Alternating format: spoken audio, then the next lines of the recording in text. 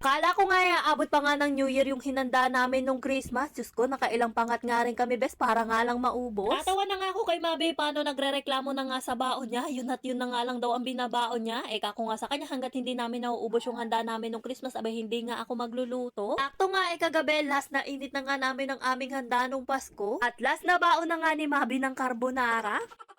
Bago nga pumasok kahapon, abay sinur nga muna, abay tinignan mga yung rep kung talagang last na carbonara na yun. Na umay nga kami kakapangat, kaya ako kay Mabe magisda naman kami ngayon, baka mamaya makita na nga namin sulod kapag hindi pa kami nagisda. Kaya yan, bumili na nga ako ng bangus at 2 piraso nga yan, bes. Tapos ang luto nga dyan, ipapaksiw ko nga lang siya. Ako nga kay Mabe, abay pangontra nga to sa mga baboy na kinain namin nung Christmas at hanggang kagabi. Ang kaso nga, hindi masaya si Mabe sa napili naming ulam at hindi nga siya kumakain ng paksiw, pero wala naman siyang no choice kundi kumain nga na to, bes, at wala namang ibang ulam kung hindi ito. Ako nga sa kanya, kung ayaw nga niya ng paksiw, pagluluto ko na nga lang ulit siya ng carbonara. Alam niyo naman, itong ang paksiw ang pinakamadaling lutuin na ulam, bali kasi sasabay-sabay mo nga lang siya sa pagpapakulo ng suka. Dati, hindi naman din ako marunong magluto na to, bes, at nang dahil nga sa pag-mini vlog, ayan, inalam nga natin. Tapos, kapag nga pala magluluto ako ng paksiw, lagi ko nga hinuhuli itong ampalaya para nga hindi sumama yung pait, bes. Once kasi na isinama mo agad yan, bes, grabe nga yung pait, nagtatalo yung pait at asim. Siguro, bes, syempre, depende na nga rin sa nagluluto yan, pero yung nanay ko kapag nagluluto nga ng paksiw, ayun, sama-sama nga, ultimo yung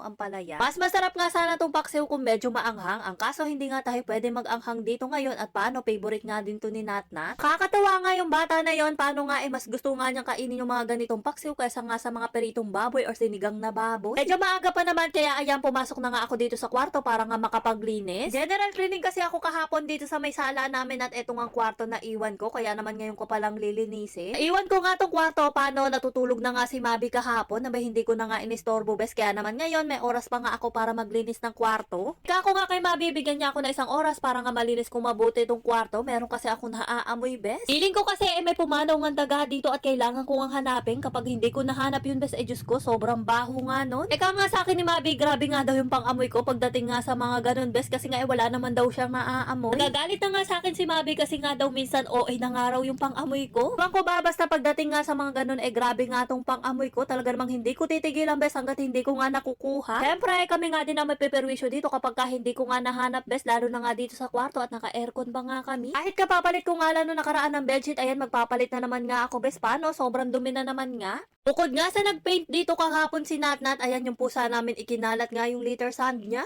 Hindi ko na nga idiniretso ang pagwawalis sa labas na to kasi nga ikakalat nga lang to sa may labas, kaya ayan, dinakot ko nga muna yung malalaki, tapos eto nga litter sand, babacuuming ko na nga lang para hindi na kumalat. Dati, napakadalang ko nga mag-vacuum dito, parang once a month lang, pero nung nagkapusa nga kami, bes, Diyos ko, araw-araw nga ako nagba-vacuum, hindi lang araw-araw, abay miya't-miya nga dahil dun sa mga litter sand na kinakalat. Pero ang galing, grabe, napakatibay nga nung vacuum ko na to, kasi nga 3 taon na nga sa akin at regalo pa nga sa akin ni mama to. Baka nga lang marumi tong sahig namin, bes, pero ako na nga nagsasabi sa inyo, abay malinis nga yan. Ang beses ko na nga rin to nilagyan ng linoleum at ayun, tinanggal ko na nga rin at iba nga rin yung amoy at nababasa nga din dati, gawa nga nung kisame. Dati nga, pino-floor wax ko pa nga to, pero ngayon hindi na nga, bes, at medyo tinatamad na nga tayo, kaya ang ginagawa ko na nga lang vacuum at mop nga araw-araw. Katapos ko nga mag-vacuum, ayan, hinanap ko na nga yung masamang amoy dito at ayun, nakita ko nga nasa ilalim nga ng Durabox. Tama nga, ikutob ko, kaya ayun, pinatanggal ko na nga kay Mabi. Tapos, minap ko na nga rin na may Sondrox na may sabon. Buti na nga lang tong map ko, nabubukod nga yung maruming tubig dun sa may malinis. O siya, yun lang, bye-bye.